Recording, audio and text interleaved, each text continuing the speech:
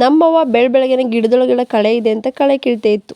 12 ಗಂಟೆ ಆಯಿತು, ನಮ್ಮ ಚೋಟು ಮತ್ತು ವೀರನ ಹೋಗ್ಲಾ ಮಲ್ಕೋ ಅಂತಂತಂದ್ರೆ ಅವರು ಆಟ ಆಡ್ತೀನಿ ಅಂತ ಆಟ ಆಡ್ತಿದ್ರು.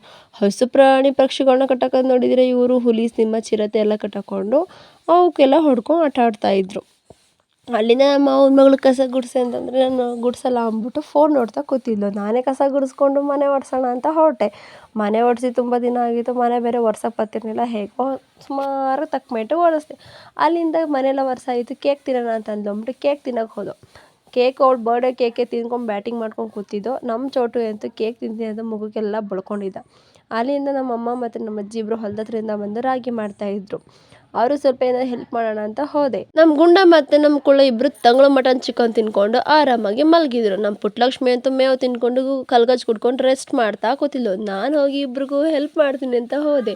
ಅಲ್ಲಿಂದ ಬೈಸ್ಕೊಂಡು ಬಂದೆ. ಬೈದ್ರು ಪರವಾಗಿಲ್ಲ ಅಂತ ಮರಳಿ ಯತ್ನವ ಮಾಡು ಅಂತ ಹೋಗಿ ರಾಗಿ ಮಾಡ್ತೀನಿ ಅಂತ ಕೂತಿದ್ದೆ. ನಮ್ಮ ಅಮ್ಮ ಇಂದೇನು ರಾಗಿ ಮಾಡ್ತಿದ್ದೆ ಕಲ್ಲಾಯ್ತಿದ್ದೆ ಅಂತ ಬೈತಾ ಕೂತಿದ್ರು.